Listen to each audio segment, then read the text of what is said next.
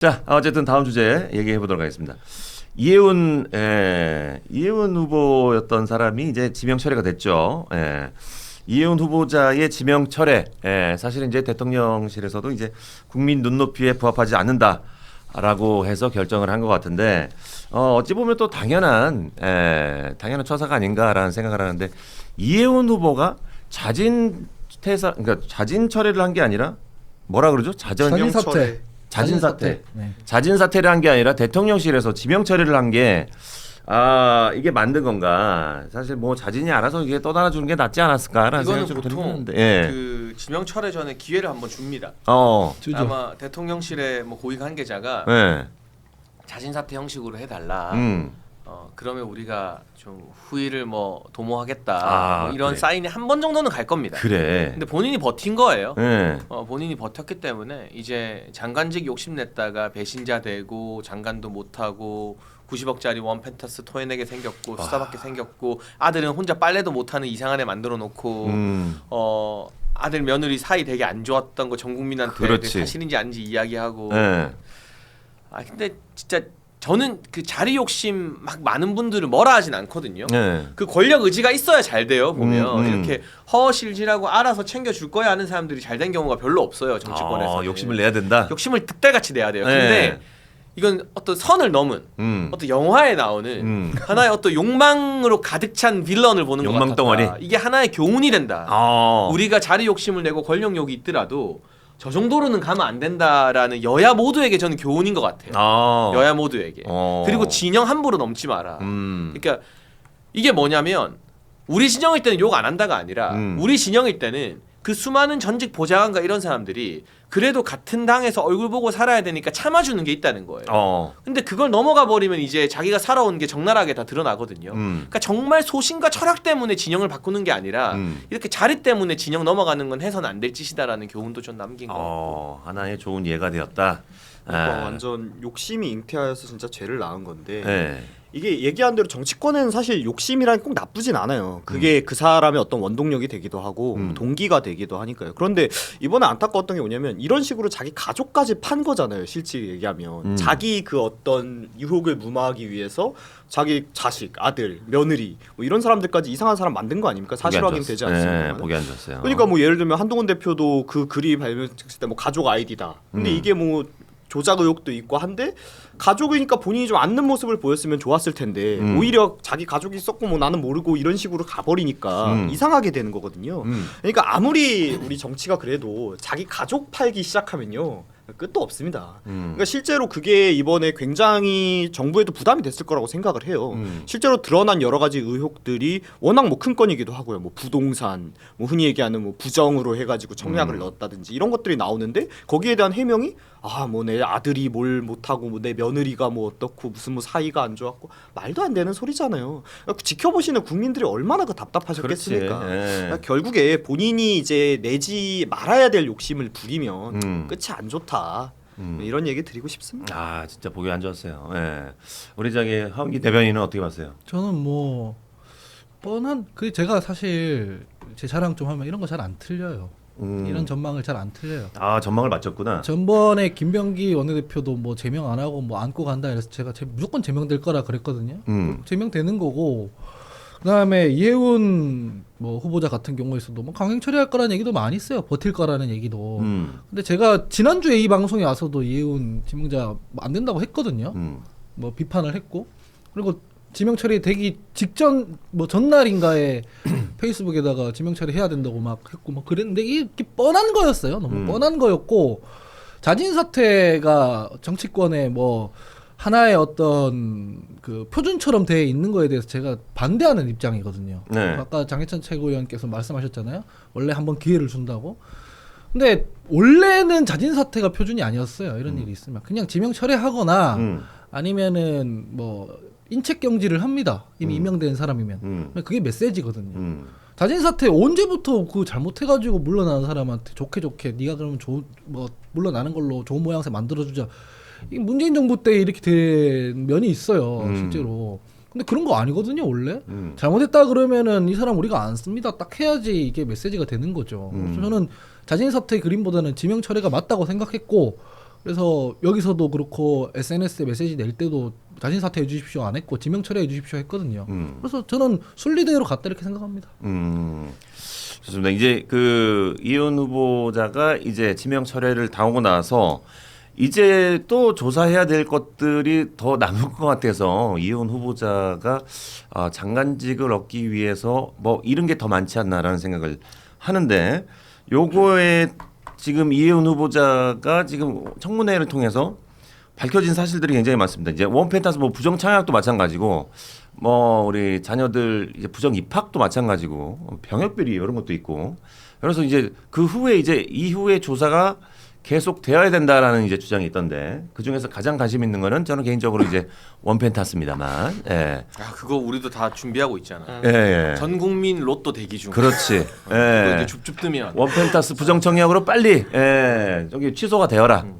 그러면 우린 다 같이 달려든다. 아니 60억이 보장된 로또니까. 그렇지. 요새 로또 당첨금이 60억까지 안 안 가잖아요. 가지 못 가지. 이거는 땡빛을 내고 온 집안이 사채를 써도 그럼. 일단 인수하면 60억이 플러스니까 그렇지. 한 이자 30억 줘도 돼. 그래도 30억이 남아. 그럼 이거 진짜 이거 100만 명이 기다리고 있습니다. 이거 할 거야. 아니 그러니까 난 할 이게 거야. 뭐 이혜원 장관 일단 본인이 나쁜 건 나쁜 건데 이재명 정부가 진짜 나쁜 게 네. 이 사람 이제 이분 이제 뭐 국회의원 떨어지시고 이제 뭐 조금 본인이 이제 과거 이제 누리셨던 이런 거 없이 그래도 뭐 본인 지금 열심히 이렇게 뭐 부정으로 이렇게 모아놓으신 걸로 이렇게 잘 사시면 될 분을 장관직으로 이렇게 마음 흔들어가지고 사람 무리로 올라오게 해서 온갖 치부 다 까벌려지고 자기 뭐 아들 가정사까지 다 얘기하고 해놓고 지명철에 딱 해버리면 이 누가 사람 그렇게 뭐가 살래? 되냐고. 아니 그래가지고 제가 이거 그 처음에 지명 얘기가 나왔을 때 네. 이거 만약에 이재명이 저기 지명 철회하면 이거 진짜 나쁜 거다. 이거 가만히 있던 사람 들쓰셔가지고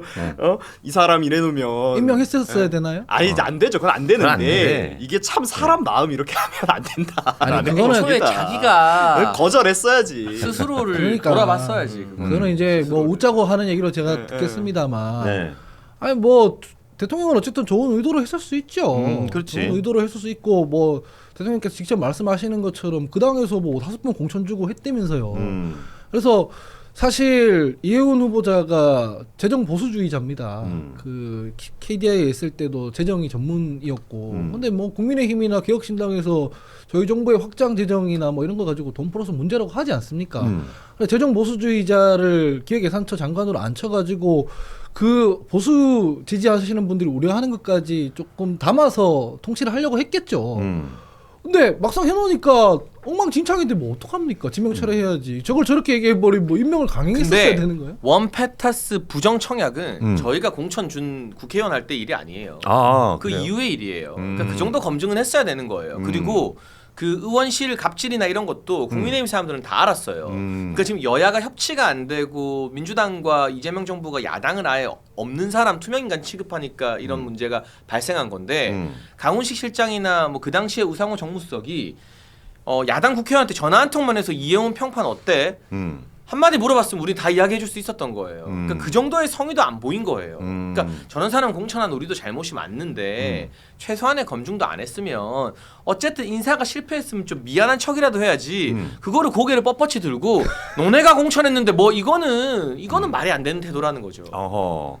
실제로 이번에 나왔던 부정청약 얘기도 결국 거기 대통령실에서 나왔다라고 정부에서 나온 자료 안에 있었던 거잖아요. 그러니까 본인들이 그 자료를 제대로 한 번만 검토를 했으면 충분히 찾아낼 수 있었던 거예요. 이게 우리 우리 원내대표실에 이제 그 직원분들이 비서실 이제 비서분들이 이제 찾아낸 건데 거기 인원 별로 안 돼요. 그리고 우리 당 작아서 그분들 일도 많고 그런데도 충분히 찾아낼 수 있었던 건데 정부의 인사검증 시스템에 대한 얘기는 할 수밖에 없는 거죠.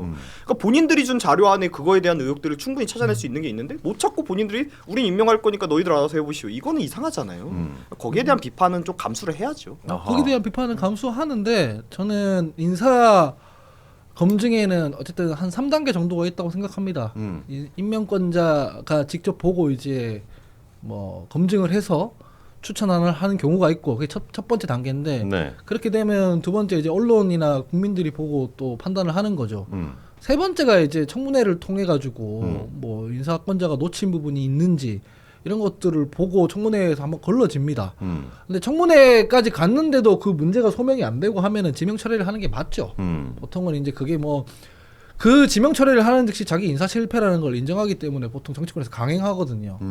그게 더 문제라고 생각을 해요. 근데 지금은 어쨌든 간에 검증 과정을 거치는 동안 통과 못한 인사에 대해서 지명 처리를 한 거기 때문에 뭐 인사 실패로까지 얘기할 건 아닌 것 같고 뭐 검증에 대한 어떤 비판 이런 부분들은 청와대에서도 좀 수용을 해서 향후에 개선을 해야 된다 이렇게 생각합니다.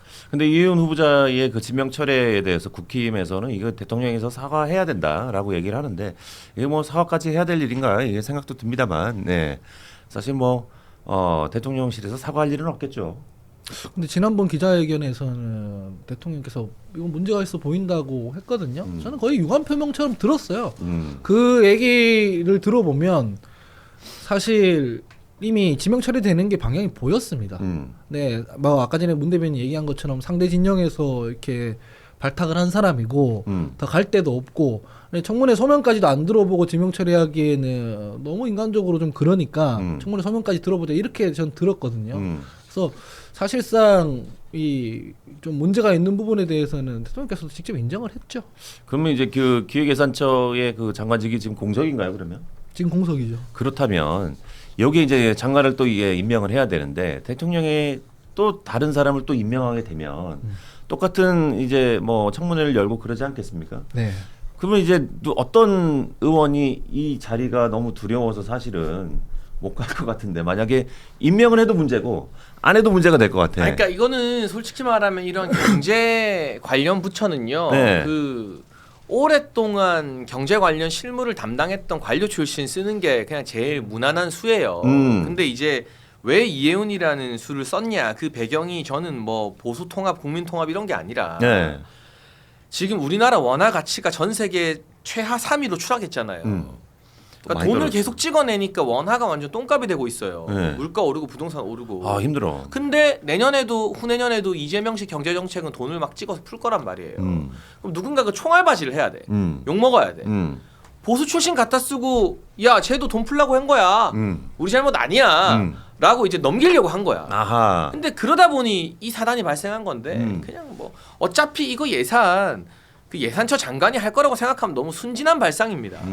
대통령실에서 다 정해놓은 거예요. 그냥 너네는 총알바지 하라는 거예요. 아하. 그걸 넘긴다고 넘겨지겠습니까?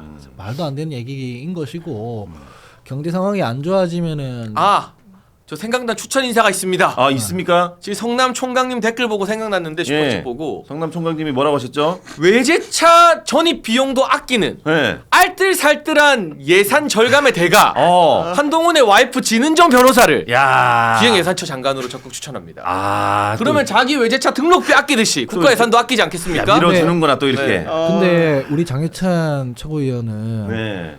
국가에 대한 어떤 걱정 이런 건 별로 없는 것 같아요. 당리당략만 중요하고 그냥 민주당만 망하면 되고. 아니 왜 예산을 아껴주잖아. 민주당 정부 그냥 망하면 된다. 진은정 그러면은 추천했을 때 임명했을 때 그러면은 비판 안 할 거예요? 나는 찬성할게. 가만히 있을 거예요 그냥. 가만히 있을게, 그리고 국민의힘에서 공격하면 그거 다 비판해주고 할 거예요. 나 참을게.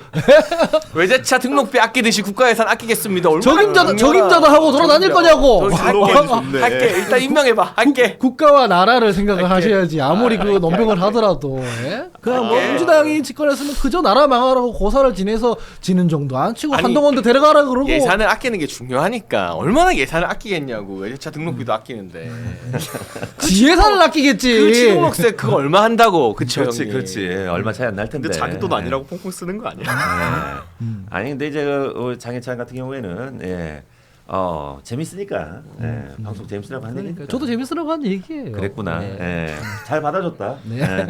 칭찬해. 이거 내가 한 드립이지만 잘 쳤다. 예. 네, 잘했다. 성남 총각님 니주 감사합니다. 네,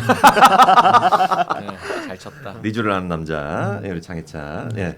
어쨌든 이 빨리 공석이기 때문에 누군가를 또 임명해가지고 그 자리를 또 채워야 될 것 같은데 과연 이 총알바지가 누가 될 것인지 예, 그것도 기대가 됩니다. 이것도 빨리 총알바지는 아니고요. 그러니까 그 자리 자체가 그럴 수 있잖아요. 예, 그럴 수 있어요. 어려운 자리죠 어쨌든 어려운 그러니까. 자리. 그러면 과연 누가 될지 이것도 참 궁금하네요. 갑자기 기획예산처 장관직에 대한 관심이 또 너무 쏠리면은 부담스러워서 또 함부로 가지 않을까, 안 가지 않을까라는 생각이 좀 들어서 예, 걱정이 돼서 해본 얘기였습니다. 예, 어쨌든 전 국민의 관심은 원펜타스 부정청약 빨리 확정이 되어서 예, 줍줍이로 나왔으면 좋겠다라는 얘기가 주였습니다. 예. 자, 다음 소식은 좀 안 좋은 소식이죠. 예. 어제 저녁 이해찬 민주평통 우리 수석 부의장이신 우리 이해찬 민주평통 수석 부의장이 베트남 방문 중에 갑자기 또 별세를 하셨습니다. 예. 여권은 곧바로 조문 정국으로 돌입이 되었고 민주당과 조국혁신당은 합당으로 촉발된 이해찬 수석 부의장 별세로 여권발 정계 개편에는 어떤 영향을 줄까라는 생각이 좀 드는데, 예. 이해찬 우리 수석 부의장께서 이제 별세를 하셨는데, 예. 요거 굉장히 그 민주당에서는 굉장히 많이 안타까워하고 계시죠. 예. 우리 저기 그 장은 그러면은 어떻게 진행이 되는 겁니까? 내일 아마 운구가 될 걸로 알고 있고요. 베트남에서. 예. 그래서 그때부터 이제 장이 빈소 마련하고 하겠죠. 내일 바로 베트남에서 네. 한국으로 운구가 돼서 네. 그때 한국에서 내일부터 아마 장이 시작될 것 같습니다. 그 정청래 대표가 이해찬 수석 부의장 장례 조문객을 직접 맡는다고 하는데 어찌 보면 이제 그 아들 역할을 하겠다라는 거죠. 예. 맞상주 장래의 맞상주 역할을 하게 된 우리 정청래 대표 어찌 보면 이제 야권 지도자로서 입지를 굳히게 된다 라는 의견이 있기도 한데 정청래 대표의 이런 입장 어떻게 보십니까? 아니 뭐 당 대표니까 당연히 이제 상주 역할을 하는 거고 네. 이거랑 뭐 정치적 뭐 정치공학 정계 개편 뭐 이런 거랑 별 상관이 없다 이렇게 생각합니다. 근데 이제 우리는 항상 정치인들이고 정치 평론을 하면은 분석을 해야 되잖아요. 예, 그렇죠. 정청래 대표가 사실은 합당 논의를 던지고 당내에 많은 반발을 지금 받았거든요. 근데 지난주 주말 직전에 1인 1표제가 당원들 뭐 투표율은 저조했지만 득표율은 80% 이상 압도적 찬성으로 통과가 됐어요. 한 단추를 또 풀었어요. 그 조국 혁신당에서 뭐 합당 논의하고 있고. 근데 지금 막 의원들 30명이 성명 내고 최고위원들이 보이콧하고 하는 상황에서 조문 정국이 되면서 그러면 여당 대표가 당연히 상주 역할을 하거든요. 그러니까 정청래 대표가 반발에 직면하려던 위기 상황에서 어쨌거나 이 조문 정국으로 한숨 돌리게 된 건 맞다. 시간을 좀 벌었다. 이 국면에 예를 들면 저희도 장동혁 대표가 단식할 때 대표한테 뭐라 하는 게 참 도의적으로 못할 짓인 것처럼 이 조문 정국에서는 정청래 붙잡고 뭐 1인 1표제가 어떻고 뭐 합당이 어떻고 하기가 좀 힘들어요. 상주 역할을 하고 있으니까. 그러니까 어쨌든 한숨 벌면서 합당 논의를 본인의 어떤 페이스대로 이끌어갈 수 있는 뭐 본의 아니겠지만 그런 어떤 정치적 여유를 룸을 좀 정청래 대표가 획득한 게 아닌가 싶습니다. 그렇게 또 볼 수도 있겠네요. 예.